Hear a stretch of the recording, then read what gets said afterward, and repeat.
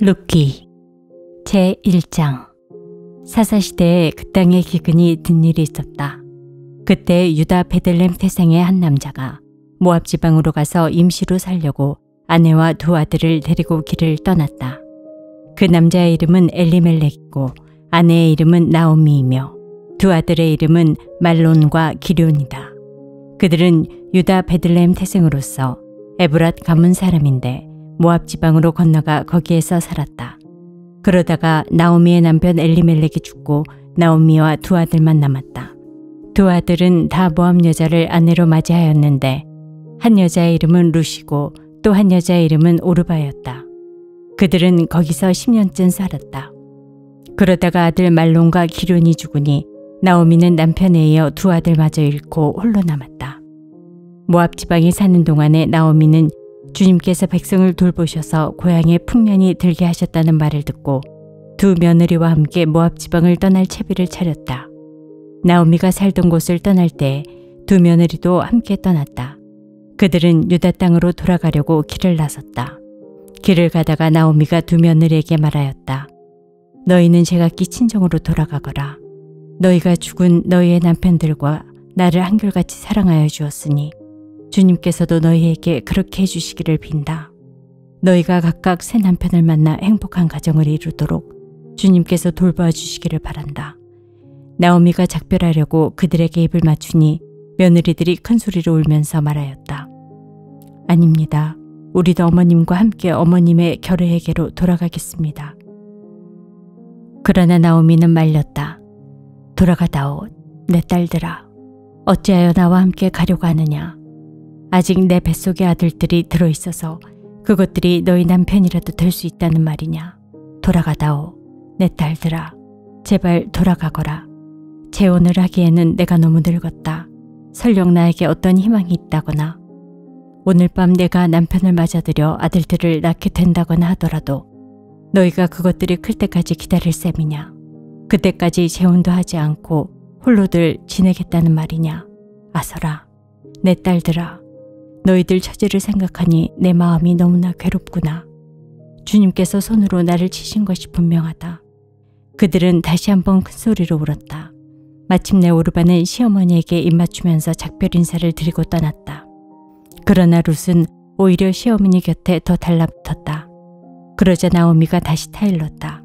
보아라, 내 동서는 저의 결례와 신에게로 돌아갔다. 너도 내 동서의 뒤를 따라 돌아가거라. 그러자 룻이 대답하였다. 나더러 어머님 곁을 떠나라거나 어머님을 뒤따르지 말고 돌아가라고는 강요하지 마십시오. 어머님이 가시는 곳에 나도 가고 어머님이 머무르시는 곳에 나도 머무르겠습니다. 어머님의 결례가 내 결례이고 어머님의 하나님이 내 하나님입니다. 어머님이 숨을 거두시는 곳에서 나도 죽고 그곳에서 나도 묻히겠습니다. 죽음이 어머님과 나를 떼어놓기 전에 내가 어머님을 떠난다면 주님께서 나에게 벌을 내리시고 또 더 내리신다 하여도 달게 받겠습니다. 나오미는 룻이 자기와 함께 가기로 굳게 마음먹은 것을 보고 더 이상 말리지 않았다. 그 두 사람은 길을 떠나서 베들레헴에 이르렀다. 그들이 베들레헴에 이르니 온 마을이 떠들썩하였다. 아낙네들이 이게 정말 나오미인가 하고 말하였다. 나오미가 그들에게 대답하였다. 나를 나오미라고 부르지들 마십시오. 전능하신 분께서 나를 몹시도 괴롭게 하셨으니 이제는 나를 마라라고 부르십시오. 나는 가득 찬 채로 이곳을 떠났습니다. 그러나 주님께서는 나를 텅 비어 돌아오게 하셨습니다. 주님께서 나를 치시고 전능하신 분께서 나를 불행하게 하셨는데 이제 나를 나오미라고 부를 까닭이 어디에 있겠습니까? 이렇게 하여 나오미는 모압 여인인 며느리 룻과 함께 모압 지방에서 돌아왔다. 그들이 베들레헴에 이르렀을 때는 보리를 거두기 시작할 무렵이었다. 제2장. 나오미에게는 남편 쪽으로 친족이 한 사람 있었다. 그는 엘리멜렉과 지방간으로서 재력이 있는 사람이었다. 그의 이름은 보아스이다. 어느 날 모압 여인 룻이 나오미에게 말하였다. 밭에 나가볼까 합니다. 혹시 나에게 잘 대하여 주는 사람을 만나면 그를 따라다니면서 떨어진 이삭을 줄까 합니다. 나오미가 룻에게 대답하였다. 그래, 나가보아라. 그리하여 룻은 밭으로 나가서 곡식 거두는 일꾼들을 따라다니며 이삭을 주었다. 그가 간 곳은 우연히도 엘리멜렉과 지방간인 보아스의 밭이었다. 그때 마침 보아스가 베들레헴 성읍에서 왔다. 그는 주님께서 자네들과 함께 하시기를 비내 하면서 곡식을 거두고 있는 일꾼들을 격려하였다. 그들도 보아스에게 주님께서 주인 어른께 복을 베푸시기 바랍니다 하고 인사하였다. 보아스가 일꾼들을 감독하는 젊은이에게 물었다. 저 젊은 여인은 네 집 아낙인가? 일꾼들을 감독하는 젊은이가 대답하였다. 저 젊은 여인은 나오미와 함께 모압 지방에서 돌아온 모압 사람입니다. 일꾼들의 뒤를 따라다니면서 곡식단 사이에서 떨어진 이삭을 줍도록 허락해달라고 하더니 아침부터 와서 지금까지 저렇게 서 있습니다. 아까 여기 밭집에서 잠깐 쉬었을 뿐입니다. 보아스가 룻에게 말하였다. 여보시오 세덱, 내가 하는 말을 잘 들으시오. 이삭을 주우려고 다른 밭으로 가지 마시오. 여기를 떠나지 말고 우리 밭에서 일하는 여자들을 바싹 따라다니도록 하시오. 우리 일꾼들이 곡식을 거두는 밭에서 눈길을 돌리지 말고 여자들의 뒤를 따라다니면서 이삭을 줍도록 하시오. 젊은 남자 일꾼들에게는 덱을 건드리지 말라고 단단히 일러두겠소. 목이 마르거든 주저하지 말고 물단지에 가서 젊은 남자 일꾼들이 길어다가 둔 물을 마시도록 하시오. 그러자 룻은 엎드려 이마를 땅에 대고 절하면서 보아스에게 말하였다. 저는 한낱 이방 여자일 뿐인데 어찌하여 저 같은 것을 이렇게까지 잘 보살피시고 생각하여 주십니까? 보아스가 룻에게 대답하였다. 남편을 잃은 뒤에 덱이 시어머니에게 어떻게 하였는지를 자세히 들어서 다 알고 있소. 덱은 친정 아버지와 어머니를 떠나고 태어난 땅을 떠나서 엊그제까지만 해도 알지 못하던 다른 백성에게로 오지 않았소. 덱이 한 일은 주님께서 갚아주실 것이오. 이제 덱이 주 이스라엘의 하나님의 날개 밑으로 보호를 받으러 왔으니 그분께서 덱에게 넉넉히 갚아주실 것이오. 룻이 대답하였다. 어른께서 이토록 잘 보살펴 주시니 몸둘 바를 모르겠습니다. 어른께서 거느리고 계신 여종들 측에도 끼지 못할 이 종을 이처럼 위로하여 주시니 보잘것없는 이 몸이 큰 용기를 얻습니다. 먹을 때가 되어서 보아스가 그에게 말하였다. 이리로 오시오. 음식을 듭시다. 빵 조각을 초에 찍어서 드시오. 룻이 일꾼들 옆에 앉으니 보아스는 그 여인에게 볶은 곡식을 내주었다. 볶은 곡식은 룻이 배불리 먹고도 남았다. 룻이 이삭을 주우러 가려고 일어서자 보아스가 젊은 남자 일꾼들에게 일렀다. 저 여인이 이삭을 주울 때에는 곡식단 사이에서도 줍도록 하게. 자네들은 저 여인을 괴롭히지 말게. 그를 나무라지 말고 오히려 단에서 조금씩 이삭을 뽑아 흘려서 그 여인이 줍도록 해주게. 룻은 저녁 때까지 밭에서 이삭을 주었다. 주운 이삭을 떠니 보리가 한 해밭쯤 되었다. 룻은 그것을 가지고 성읍으로 돌아갔다. 룻은 주워온 곡식을 시어머니에게 내보였다. 배불리 먹고 남은 볶은 곡식도 꺼내서 드렸다. 시어머니가 그에게 물었다. 오늘 어디서 이삭을 주었느냐? 어디서 일을 하였느냐? 너를 이처럼 생각하여 준 사람에게 하나님이 복을 베푸시기를 바란다. 그러자 룻은 시어머니에게 자기가 누구네 밭에서 일하였는지를 말하였다. 오늘 내가 가서 일한 밭의 주인 이름은 보아스라고 합니다. 나오미가 며느리에게 말하였다. 그는 틀림없이 주님께 복받을 사람이다. 그 사람은 먼저 세상을 뜬 우리 식구들에게도 자비를 베풀더니 살아있는 우리에게도 한결같이 자비를 베푸는구나. 나오미가 그에게 말을 계속하였다. 그 사람은 우리와 가까운 사이다. 그는 지방간으로서 우리를 맡아야 할 사람이다. 모압 여인 룻이 말하였다. 그뿐이 아닙니다. 그가 데리고 있는 젊은 남자 일꾼들이 곡식 거두기를 다 끝날 때까지 그들을 바싹 따라다니라고 하였습니다. 나오미가 며느리 룻에게 일렀다. 얘야, 그가 데리고 있는 젊은 여자들과 함께 다니는 것이 좋겠구나. 젊은 남자 일꾼들에게 시달림을 받다가 다른 밭으로 가지 않아도 되니 말이다. 그래하여 룻은 보리 거두기 뿐만 아니라 밀 거두기가 끝날 때까지도 보아스 집안의 젊은 여자들을 바싹 따라다니면서 이삭을 주었다. 그러면서 룻은 시어머니를 모시고 살았다. 제3장. 시어머니 나오미가 룻에게 말하였다. 얘야, 내가 행복하게 살 만한 안락한 가정을 내가 찾아보아야 하겠다. 생각하여 보렴. 우리의 친족 가운데 보아스라는 사람이 있지 아니하냐. 내가 요즘 그 집 여자들과 함께 일하고 있다. 잘 들어보아라. 오늘 밤에 그가 타작마당에서 보리를 까부를 것이다. 너는 목욕을 하고 향수를 바르고 고운 옷으로 몸을 단장하고서 타작마당으로 내려가거라. 그 사람이 먹고 마시기를 마칠 때까지 너는 그가 눈치채지 못하도록 조심하여야 한다. 그가 잠자리에 들 때 너는 그가 눕는 자리를 잘 보아두었다가 다가가서 그의 발치를 들치고 누워라. 그러면 그가 너의 할 일을 일러줄 것이다. 룻이 시어머니에게 대답하였다. 어머님께서 일러주신 대로 다 하겠습니다. 그는 타작마당으로 내려가서 시어머니가 시킨 대로 다 하였다. 보아스는 실컷 먹고 마시고 나서 흡족한 마음으로 낯가리 곁으로 가서 누웠다. 룻이 살그머니 다가가서 보아스의 발치를 들치고 누웠다. 한밤중이 되었을 때 보아스는 으시시 떨면서 돌아 눕다가 웬 여인이 자기 발치께에 누워있는 것을 보고 깜짝 놀라면서 누구요? 하고 물었다. 룻이 대답하였다. 어른의 종 룻입니다.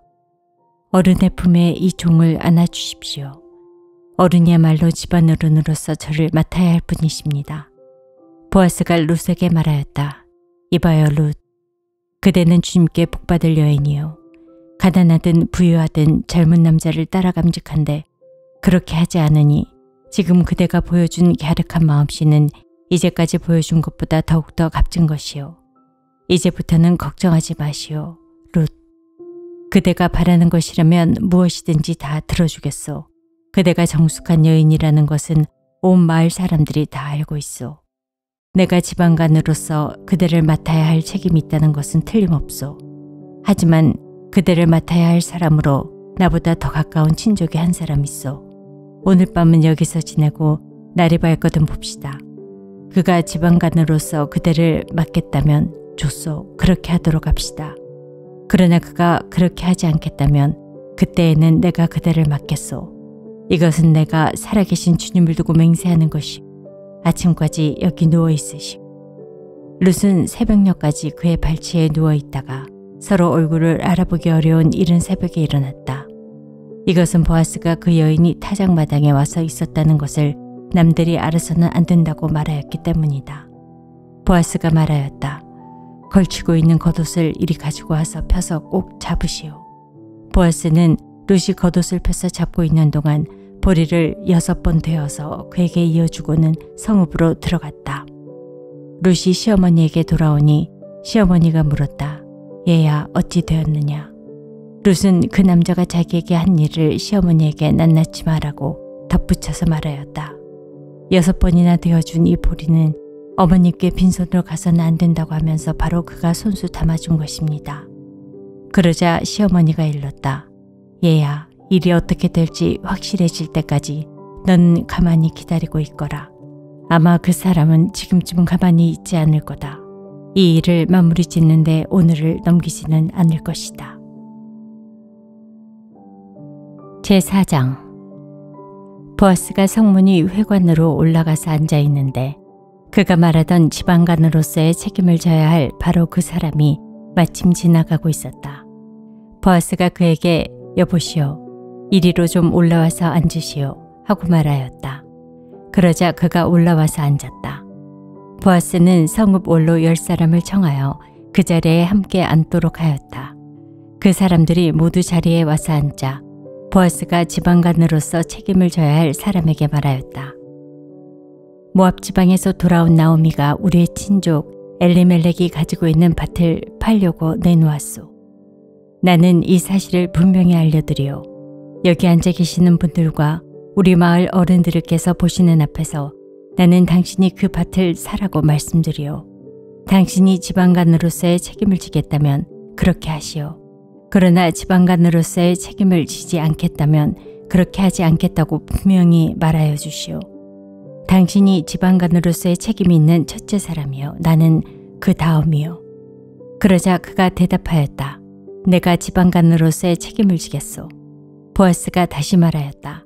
그렇다면 나오미의 손에서 그 밭을 사는 날로 고인의 아내인 모압 여인 룻도 아내로 맞아들여야 하오.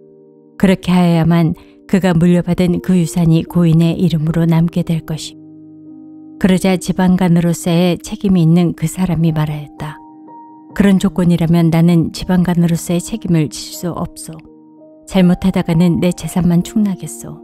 나는 그 책임을 질 수 없으니 당신이 내가 져야 할 지방간으로서의 책임을 지시오. 옛적의 이스라엘에는 유산매매나 물물교환과 같은 일을 법적으로 분명히 할 때에는 한쪽 사람이 다른 한쪽 사람에게 자기의 신을 벗어서 주는 관습이 있었다. 이스라엘에서는 이렇게 함으로써 일이 확정된다는 증거를 삼았다. 지방간으로서의 책임이 있는 그 사람이 보아스에게 당신이 사시오 하면서 자기의 신을 벗어주었다. 그러자 보아스가 원로들과 온 마을 사람들에게 선언하였다. 여러분은 오늘 이 일의 증인입니다. 나는 엘레멜렉이 가지고 있는 모든 것과 기럯과 말론이 가지고 있는 모든 것을 나오미의 손에서 사겠습니다. 나는 말론의 아내인 모압 여인 룻도 아내로 맞아들여서 그 유산이 고인의 이름으로 남아있도록 하겠습니다. 그렇게 하여 고인의 이름이 그의 고향 마을에서도 끊어지지 않고 친족들 사이에서도 끊어지지 않도록 하겠습니다. 여러분은 오늘 이 일의 증인입니다. 그러자 성문이 회관에 모인 온 마을 사람들과 원로들이 대답하였다. 우리가 증인입니다. 주님께서 그대의 집안으로 들어가는 그 여인을 이스라엘 집안을 일으킨 두 여인 곧 라헬과 레아처럼 되게 해주시기를 빕니다. 에브랏 가문에서 그대가 번성하고 또한 베들레헴에서 이름을 떨치기를 빕니다. 주님께서 그 젊은 부인을 통하여 그대에게 자손을 주셔서 그대의 집안이 다말과 유다 사이에 태어난 아들 베레스의 집안처럼 되게 하시기를 빕니다. 보아스는 룻을 아내로 맞이하였다. 그 여인이 자기 아내가 되자 그는 그 여인과 동침하였다. 주님께서 그 여인을 보살피시니 그가 임신하여 아들을 낳았다. 그러자 이웃 여인들이 나오미에게 말하였다. 주님께 찬양을 드립니다. 주님께서는 오늘 이 집에 자손을 주셔서 대가 끊어지지 않게 하셨습니다. 그의 이름이 이스라엘에서 늘 기리어지기를 바랍니다.